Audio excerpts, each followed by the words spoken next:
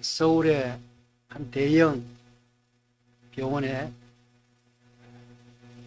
일해온 10년 넘게 일해온 어느 간호사 A씨의 이야기입니다.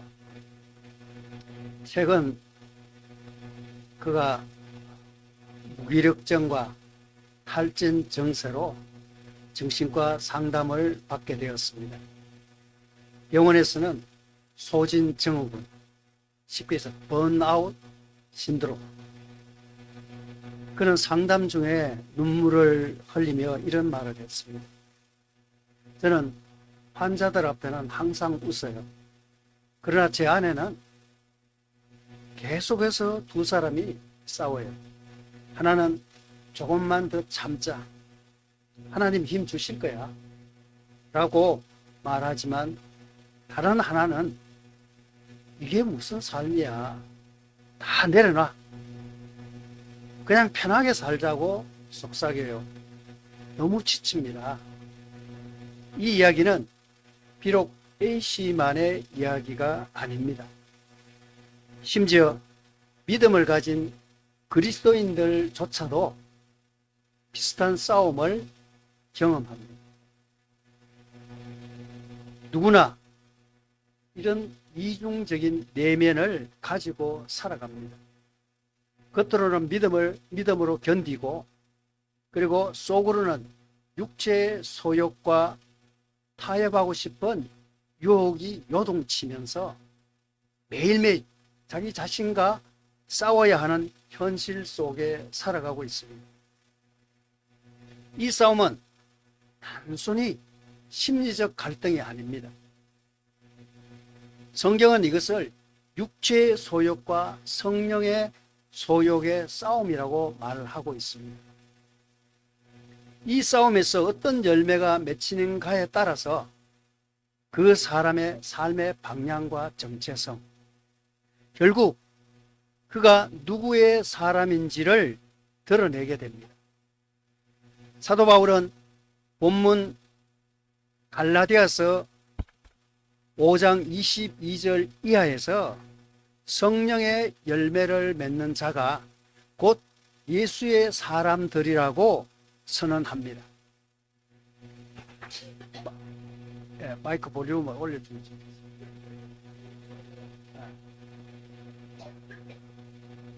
이런 내면의 갈등과 지침은 단순한 감정의 문제가 아니라 성경이 말하는 깊은 차원의 영적인 싸움이라고 할 수 있습니다.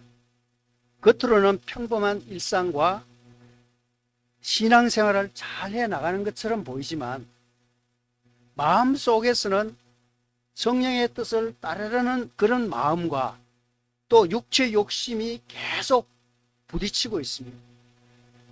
이 싸움이 왜 일어나는지 제대로 알지 못하면 문제의 진짜 원인을 헷갈리게 되고, 그리고 잘못된 방법으로 해결하려 할 수도 있습니다. 바울은 오늘 본문인 갈라디아서 5장에서 이 싸움의 실체를 분명히 밝히고, 또 육체의 정욕과 성령의 인도하심 사이에서 참된 승리를 경험하게 되는 삶이 무엇인지를 우리에게 가르쳐 주고 있습니다. 그렇다면 먼저 우리 안에 시작되는 이 갈등의 뿌리, 곧 인간의 본능과 육체의 소욕에 대해 한번 살펴보기를 원합니다. 첫째로, 하나님이 주신 그 본능은 선한 것이지만 절제하지 않으면 죄로 타락하게 됩니다. 하나님께서는 인간을 창조하실 때 단지 영혼만 만드신 것이 아니라 몸과 감정, 욕구와 본능까지도 정교하게 빚으셨습니다. 인간 안에 존재하는 식욕, 성욕, 소유욕, 명예욕, 여러 가지 욕심들이 있겠죠. 생존 본능과 사회적 인정에 대한 욕망, 누가 나를 인정해 줘야 되는데 인정을 안 해주고 있어. 그리고 인정받고 싶어하는 것들. 하나님은 인간이 무기력하고 무감각한 존재가 되기를 바라신다 바라시는 것이 아니라 창조 세계를 풍성히 누리며 일하고 번성하며 관계 맺고 사랑하는 존재가 되기를 원하셨어요.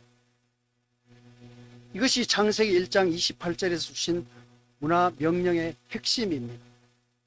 하나님이 그들에게 복을 주시며 하나님이 그들에게 이르시기를 생육하고 번성하여 땅에 충만하라. 그러나 이 문제는 이 선한 본능들이 하나님과의 관계를 떠난 순간부터 타락하기 시작했다는 데 있습니다. 이 타락 이후 인간은 더 이상 하나님을 주인으로 섬기지 않고 자기 욕망이 왕이 된 삶을 살아가기 시작했습니다. 죄는 본능 자체를 없애지는 않지만 그것을 하나님 중심에서 인간 중심으로 탈취하여 자기 욕망을 위한 도구로 전락시킵니다. 이로 인해 식욕은 탐식으로, 성욕은 음란으로, 그리고 물욕은 탐욕으로, 명예욕은 교만과 경쟁으로 타락하게 됩니다. 본능 자체는 죄가 아니지만 그것이 절제되지 않고 방치되면은 하나님 없이 자율적으로 사용될 때 그 본능은 삶을 지배하고 그리고 결국 죄의 형태로 드러나게 되는 것입니다. 사도 바울은 갈라디아서 5장 19절로 21절에서 이런 현실을 매우 구체적이고 강력하게 지적하고 있습니다. 육체의 일은 분명하니 곧 음행과 더러운 것과 호색과 우상 숭배와 술수와 그리고 뭐라 그래? 분냄과 당짓는 것과 시기와 질투와 술 취함과 방탕함과 또 그와 같은 것들이라 이렇게 이야기하고 있습니다. 이 구절은 그저 극단적이고 이 사회적으로 큰 죄만을 나열한 것이 아닙니다. 여기서 말하는 육체의 행위들, 이 헬라어 원문에는 타 에르가 테스 사르코스라고 합니다. 하나님 없이 자기 중심으로 사는 인간의 삶을 방식을 가리키는 겁니다. 그리고 그것이 거창한 범죄보다 훨씬 더 일상적인 형태로 나타납니다. 예컨대 인정받지 못할 때 터지는 분노. 내가 이런 일들을 했는데 아무도 나를 알아주지 않아. 은근히 화가 칩니다. 이런 분노. 누군가 성공에 느끼는 그 질투. 누가 성공했다 해. 누가 갑자기 잘 됐다 그래. 분명히 지금까지 살아온 것들을 보면은 잘 되지 말아야 되는데 잘 됐다는 거야. 거기에 대한 엉근한 그 마음들, 자기도 모르는 사이. 그리고 절대적으로 어떤 관계 속에서 손해보지 않으려고 하는 그 계산적인 생각들. 그리고 무의식주의에 비교하고 경쟁하는 마음. 이 모든 것이 절제되지 않은 본능이 빚어내는 죄의 열매들입니다. 알고 보면. 바울은 이어서 이렇게 말하고 있습니다. 이런 일을 하는 자들은 하나님의 나라를 유업으로 받지 못할 것이요 라고 이야기하고 있습니다. 이 말은 단순히 구원을 잃는다는 율법적 위협이 아닙니다. 그것은 하나님의 다스림, 곧 하나님의 통치를 경험하지 못하는 삶을 말합니다. 하나님의 나라란 단지 미래의 천국만을 의미하는 것이 아니라 지금 여기 있어, 지금 현재 여기 있어도 성령의 다스림 아래 살아가는 영적 질서를 말합니다. 현재가 중요한 것은 하나님이 이 말씀을 주신 것은 현재 지금, 이 지금을 말씀대로 살아라고 주신 거거든요. 미래를 위해서 주신 것이 아니에요. 현재 지금 너희들이 이렇게 살아야 된다. 이런 뜻으로 우리에게 주신 말씀이에요. 따라서 육체의 소욕을 사로잡혀 사는 그런 자들은 하나님의 나라를 지금 이 땅에서도 장차 올 영광에서도 누릴 수 없게 된다는 말입니다. 지금 여기서 누릴 수 없다면 장차 미래에도 누릴 수 없다는 이야기죠. 이처럼 하나님께서 주신 선한 본능은 성령의 인도하심 속에서 잘 다스려질 때 비로소 생명과 기쁨의 도구가 됩니다. 그러나 그것이 하나님과 단절된 채 인간의 자율성 아래 방치된다면 결국 우리를 파괴하는 무서운 죄의 통로가 되는 것입니다. 그러므로 문제는 본능 자체가 아니라 그것을 어떻게 다스리며 또 누구의 인도하심 아래에 있는가에 있습니다. 사탄은 우리의 본능을 자극하여 자기 중심적인 방향으로 왜곡하려고, 성령은 그 본능을 하나님의 뜻에 순종하는 방식으로 회복시키시기를 원하십니다. 우리는 매일 이 갈림길 앞에 있습니다. 하나님께서 주신 본능은 성령의 능력으로 절제하며 살아갈 것인가, 아니면 방치된 욕망에 끌려 죄의 종으로 살아갈 것인가. 사랑하는 성도 여러분, 고린도전서 6장 12절에서 성경은 분명히 말하고 있습니다. 모든 것을 해도 되지만 모든 것이 유익한 것은 아니며 모든 것이 나를 자유롭게도 하지 않는다고 말하고 있습니다. 이 시대는 욕망을 부추기고 그리고 절제를 나약한 것이라고 말하고 있지만, 하나님은 절제를 영적 자유의 열쇠이자 그리고 성령의 열매 중 하나라고 말씀하고 있습니다. 바로 그 절제를 통해서 우리의 본능은 거룩한 삶의 도구로 회복되고 예수의 사람다운 삶, 곧 성령의 다스림을 받는 삶으로 들어가게 되는 것입니다. 둘째로, 성령의 소욕은 우리 안에서 자라는 하나님의 성품입니다. 우리 모두는 육체의 소욕과 날마다 맞서 싸우고 있습니다. 그렇다면 이 치열한 내면의 전쟁에서 어떻게 육체의 정욕을 이기고 하나님이 기뻐하시는 거룩한 삶으로 나아갈 수 있을까요? 바울은 그 답을 오늘 본문인 갈라디아서 5장 22절과 23절에서 명확하게 제시하고 있습니다. 바로 그 성령의 열매 맺는 삶입니다. 오직 성령의 열매는 사랑과 희락과 화평과 오래 참음과 자비와 양성과 충성과 온유와 절제니 이 같은 것을 검지할 법이 없느니라. 할렐루야. 여기서 중요한 표현이 바로 열매입니다. 열매.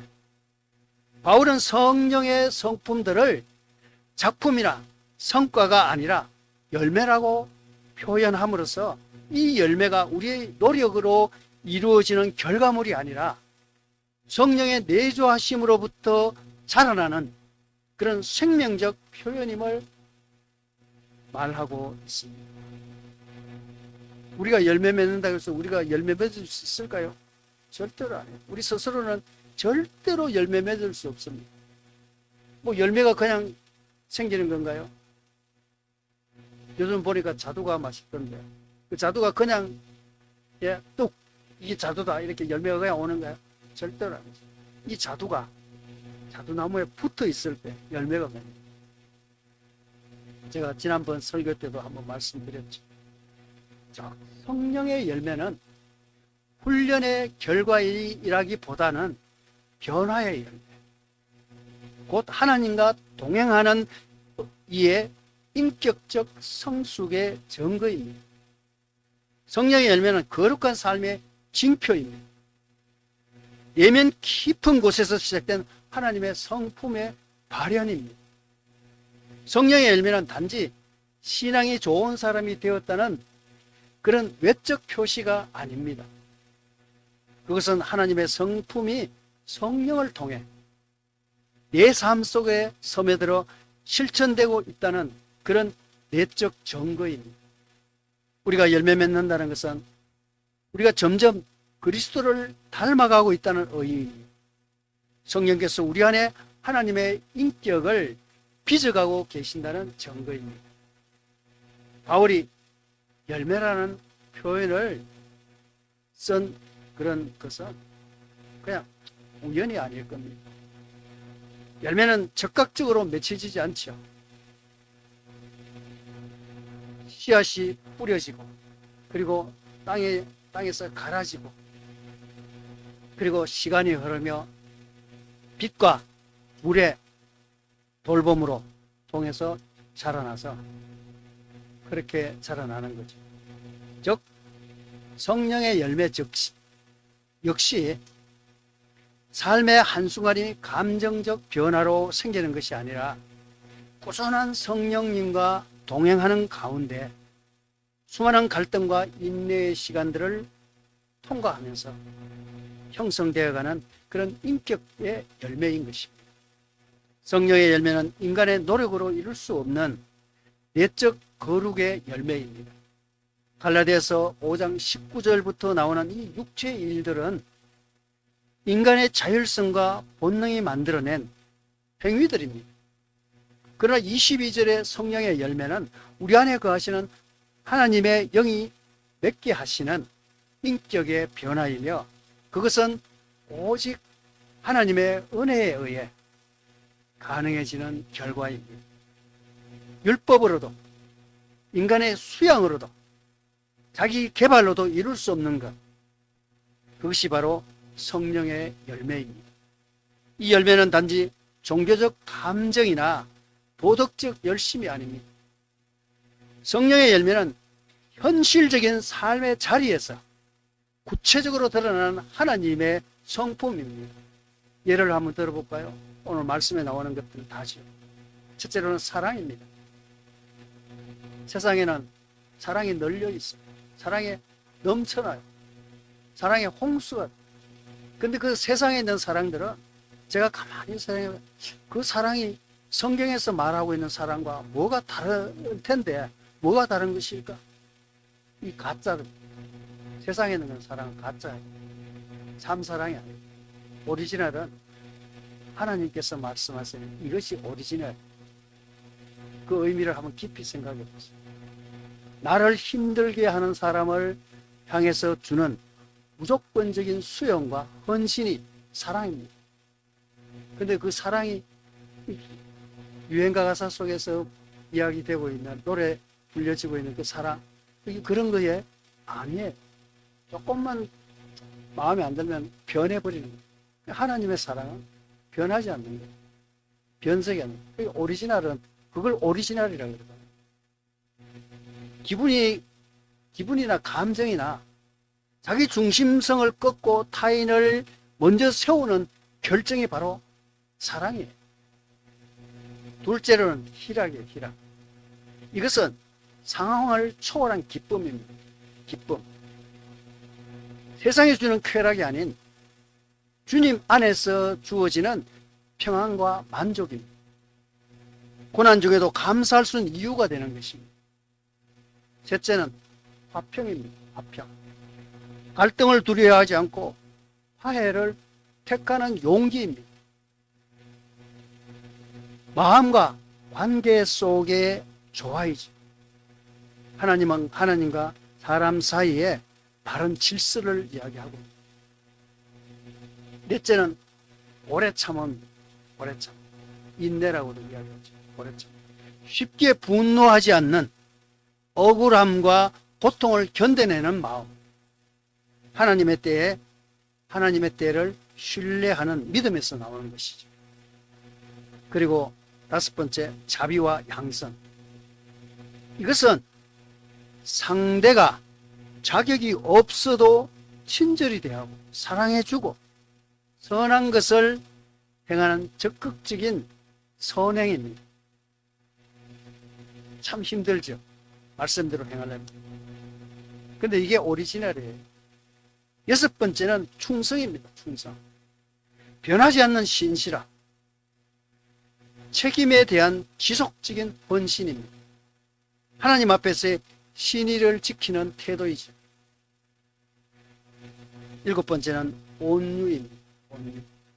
이것은 자신의 힘을 무기로 사용하지 않고 다스릴 줄 아는 그런 부드러운 힘입니다. 세상은 강한 자를 찾지만 하나님은 온유한 자를 쓰십니다. 마지막 여덟 번째로 자기 욕심을 다스릴 줄 아는 힘인데 이것은 바로 절제입니다. 모든 것이 가능해도 하지 않을 수 있는 그런 스스로의 힘, 자율. 이것이 진정한 자유입니다. 내가 저 사람을 제압할 수 있고 저 사람을 내 마음대로 컨트롤할 수 있지만 내가 그렇게 하지 않는 거예요. 이용하지 않는 거예요. 이것이 성령의 열매들은 삶 깊은 곳에서 내적 성숙을 통해 맺어지는 그런 성령의 역사입니다. 이는 단순한 율법을 지켜서 얻을 수 있는 것이 아닙니다. 그래서 바울은 이렇게 선언하고 있습니다. 이 같은 것을 금지할 법이 없느니라. 즉, 이 열매들은 율법의 제재를 받지 않으며 오히려 율법의 진정한 목적을 이루는 것입니다. 이것이야말로 하나님의 나라의 백성의 참된 정체성이며 교회가 세상 가운데 증거해야 할 삶의 모습입니다. 성령의 열매는 세상 가운데 보여지는 복음입니다. 사랑하는 성도 여러분, 오늘날 많은 이들이 기독교를 향해서 어떤 이야기를 하고 있습니다. 교회 안에는 참 말은 참 좋아. 교회 안에 오면은 평안하대. 그런데 삶은 다르다고 말해. 저도 부끄러워요. 오늘도 운전하고 오는데 차가 분명히 안 막히는데 막히고 있는 거예요. 안에 앞에 보니까 그냥 야하게 그냥 가는 앞에 그분의 차 앞에는 그냥 대로라 대로 아무것도 없어. 그 뒤에 얼마나 차가 많이 밀려요. 그래서 좀 짜증이 났어요. 그래서 내가 오늘 이 설교를 하려는데 이런 생각하면서 아유 하나님 죄송해요 하면서 계속 온 거예요. 근데 교회 안에서는 교회 안에 있는 말은 참 좋은데 삶이 다르다. 왜일까요? 복음을 말로 전했지만 삶으로 증명하지 못했기 때문입니다. 성령의 열매는 말로 하는 복음이 아니라 삶으로 보여지는 복음입니다. 우리의 직장에서, 가정에서, 또 교회 공동체 안에서 이 열매들이 자라날 때 사람들은 말이 아니라 인격을 통해 하나님을 만나게 됩니다. 결론적으로 성령의 열매는 한 번에 맺혀지는 것이 아닙니다. 날마다 자기를 부인하고 성령의 인도하심에 복종하며 은혜의 뿌리를 내리는 삶 속에서 조금씩 맺히는 그런 거룩한 변화입니다. 마치 사계절을 견뎌야 이 풍성한 열매를 맺는 나무처럼 우리의 고난과 훈련 그리고 기도와 순종의 시간을 지나면 그리스도의 형상을 닮아가게 되는 것입니다. 이것이야말로 예수의 사람들, 곧 성령의 사람들이 살아가는 삶의 방식입니다. 셋째로 예수의 사람들은 육체의 소욕을 십자가에 못 박고 성령으로 살아가는 사람들입니다. 성령의 열매가 맺히는 삶은 단지 품성이나 그 계산이나 도덕적 성숙에 머무르지 않습니다. 그것은 곧 정체성의 문제로 이어집니다. 바울은 본문 갈라디아서 5장 24절에서 이렇게 선언하고 있습니다. 그리스도 예수의 사람들은 육체와 함께 그 정욕과 탐심을 십자가에 못 박았느니라. 여기서 바울이 사용하는 그리스도 예수의 사람이라는 표현은 단순히 교회 나가는 사람들 혹은 신앙을 고백하는 그런 자들을 가리키는 것이 아닙니다. 이는 곧 그리스도이신 예수께 소유된 자, 예수의 주권 아래 자신의 삶을 온전히 드린 자들을 말합니다. 이 사람은 단지 예수를 믿는다고 말하는 수준을 넘어서 자기 안에 있는 정욕과 탐심을 십자가에 못 박고 그리고 예수 그리스도의 생명으로 다시 사는 자들입니다. 이것은 단순한 도덕적 절제나 자기 수양과 훈련과는 전혀 다릅니다. 바울이 말하는 십자가에 못 박았다는 말은 헬라어로 스타우로우라고 말하는데, 이 동사는 과거에 단 한 번에 일어난 사건을 의미하면서도 그 결과가 현재에도 계속 이어지고 있다는, 그런 계속 영향을 끼치고 있다는 그런 생태를 의미합니다. 즉 예수의 사람은 과거의 회심과 결단을 현재의 삶 속에서도 날마다 재확인하며 이렇게 살아가는 그런 존재들이죠. 그렇다면 우리는 무엇을 십자가에 못 박아야 할까요? 바울은 그것을 정욕과 탐심이라고 구체적으로 언급하고 있습니다. 여기서 말하는 이 정욕은 본능적인 충동, 즉 인간의 깊은 내면에서 올라오는 감정적 욕망을 말하고 있습니다. 이 탐심은 그것을 이성적으로 합리화하고 그리고 욕구로 구체화하는 행동의 동기를 말합니다. 좀 어려운 말이 될 수 있는데, 내가 뭐 이걸 하고자 하는데 분명히 이 양심에는 이게 아니야. 그런데 뭐 이걸 이렇게 해서 이렇게 하면은 별 문제가 없을 거야. 바로 그 이야기를 하고 있습니다. 즉 우리 안에 감정으로 꿈틀거리는 것들과 그리고 그것을 외적으로 실현하려는 모든 시도를 바울은 십자가에 못 박아야 된다고 이야기하고 있습니다. 이 말씀은 너무나 급진적이에요. 현대인들에게는 부담스러울 수가 있습니다. 그러나 이는 단지 감정을 이렇게 억누르거나 삶의 즐거움을 제거하라는 명령이 아니라 자기 중심성의 죽음을 통한 하나님의 중심성의 회복을 자기가 죽어야 된다. 그리고 하나님을 내 속에서 다시금 일하시게 해야 한다는 거죠. 예수 그리스도와 함께 죽고 예수 그리스도의 생명으로 다시 살아나는 것입니다. 사도 바울은 이 진리를 갈라디아서 2장 20절에서 이렇게 간증합니다. 내가 그리스도와 함께 십자가에 못 박혔나니 그런 적이 이제는 내가 산 것이 아니라 오직 내 안에 그리스도께서 사신 것이라. 이 고백은 바울 개인의 신비한 영적 체험이 아닙니다. 이 모든 예수의 사람들의 정체성이 선언이자 그리고 매일의 삶 속에서 이루어져야 할 고백입니다. 우리는 단지 예수를 따르는 사람이 아니라 예수와 함께 죽고 예수 안에서 다시 살아난 사람들입니다. 다시 말해 내 욕망이 나를 이끄는 삶이 아니라 예수의 생명이 나를 이끄는 삶으로 바뀐 것입니다. 이런 삶은 십자가의 중심의 삶이며 동시에 성령 중심의 삶입니다. 육체의 소욕은 우리를 자꾸만 자기 중심성으로 이끌어가고 자아의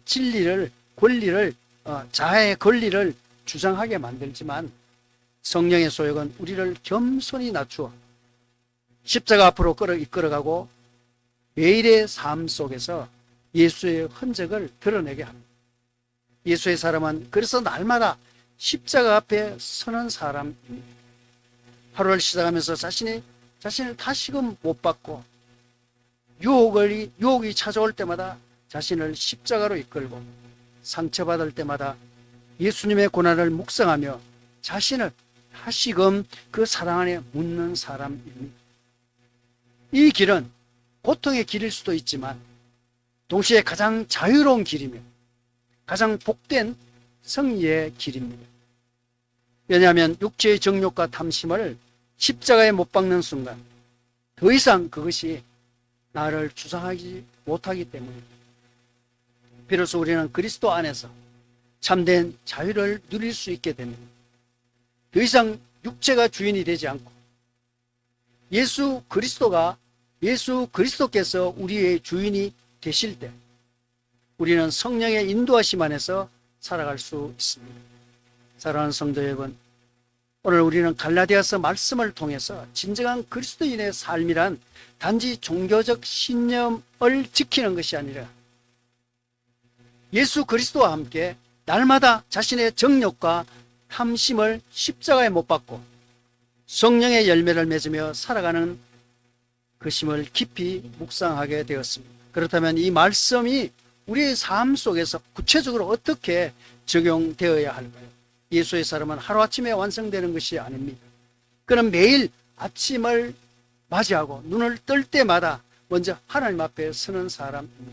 제가 지난번 설교 시간에 잠깐 쉬지 말고 기도하는 법 알려드렸죠. 숨 쉬는 식. 그게 쉬지 말고 기도하는 방식의 하나입니다. 우리가 어떻게 숨도 안 쉬고 숨쉬기 바쁜데 기도하는 시간에 숨 쉬는 것처럼 기도하면 됩니다. 들이쉴 때 주님, 내쉴 때 사랑합니다. 내가 주님의 사랑입니다. 주님의 사랑입니다. 주님의 것입니다. 그러면은 내가 아버지의 아들이야. 그러면 아버지는 당연히 내 아들 내가 보호하고 사랑하고 필요를 공급해주고 당연히 그걸 다 하시는 그런 간단한 기도를 받습니다. 우리가 매일 아침 눈을 뜰 때는 먼저 하나님 앞에 서시기를 바랍니다. 그리고 그 기도의 자리에서 이렇게 고백하십시오. 주님, 오늘도 제 안에 요동치는 정욕과 욕심을 십자가에 못 박습니다. 저를 주장하려는 자아의 소리를 잠재우고 성령의 인도하심에 제 마음을 온전히 드립니다. 예수의 사람은 이렇게 날마다 자기를 부인하는 작은 순종들 속에서 자신의 옛 자아를 내려놓고 새 사람으로 살아가는 그런 거룩한 싸움을 이어가는 사람들. 그가 추구하는 삶의 목적은 세상의 성공이 아니라 하나님 앞에서의 정직함과 성령 안에서의 충만함입니다. 삶의 모든 자리는 그리스도인에게 있어 성령의 열매를 맺어야 할 그런 밭입니다. 우리 김 목사님 페이스북에 텃밭을 올려요. 너무 좋아요. 이제 우리는 그 성령의 열매를 맺는 밭을 하나씩 마음에 가시기 바랍니다. 직장에서 나의 유익보다는 공동체의 선을 먼저 생각하며 정직과 충성의 열매를 맺어야 할 것입니다. 그리고 가정에서는 상처 주는 말보다 상처 주는 거 찌른다 그러죠. 찔리면은 아파요. 아무리 부드러운 말이도 너 오늘 왜 이렇게 예배 늦게 왔어요? 이렇게 부드럽게 이야기해도 그게 찔리는 거야. 그런 말은 하면 안 된다는 거예요. 상처 주는 말보다 사랑을 선택하고 서운함보다 오래 참음을 선택해야 합니다. 교회 안에서 경쟁이나 비교보다 비교할 수 없어요. 우리는 비교할 수 없는 존재들이에요. 비교할 수 없는 존재예요. 왜냐하면 하나님의 성품으로 하나님의 독특한 형상으로 우리를 지으셨기 때문에 하나님 그거 보고 똑같이 해놓고 야, 다 똑같구나 좋다 이렇게 하시잖아요. 이 달라. 사람만 다른 게 아니라 짐승들도 다 달라요. 똑같은 어미 배에서 나왔는 짐승들도 새끼들이 다 달라요. 똑같은 게 하나도 없어 세상에.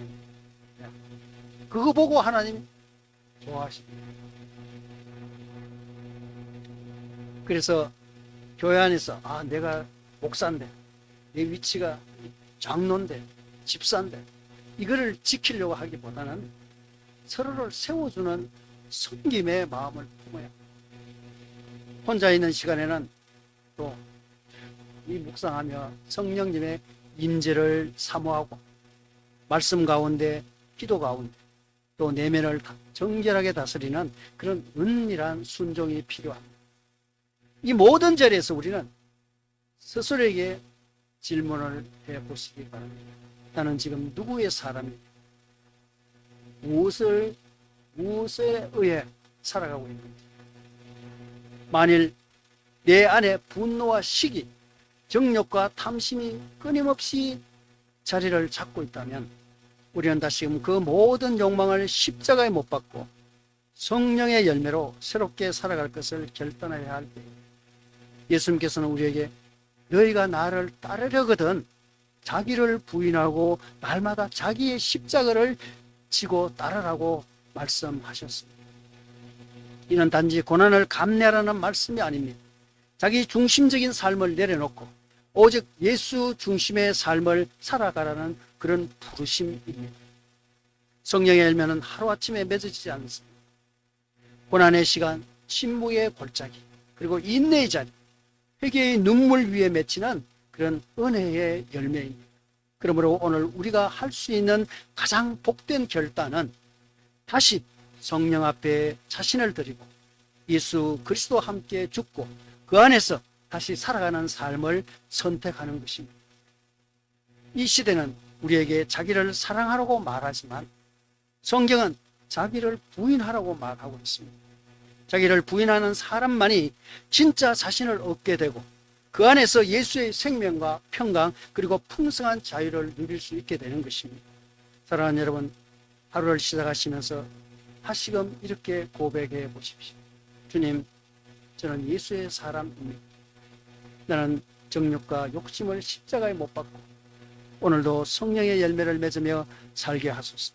사랑이 넘치고 기쁨이 솟구치며 화평이 머물게 하옵소서.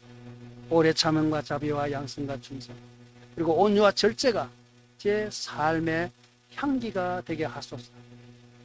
이 고백이 우리의 입술을 떠나지 않고 삶의 자리마다 살아있는 간증이 되기를 간절히 소망하며 축복합니다. 기도하겠습니다.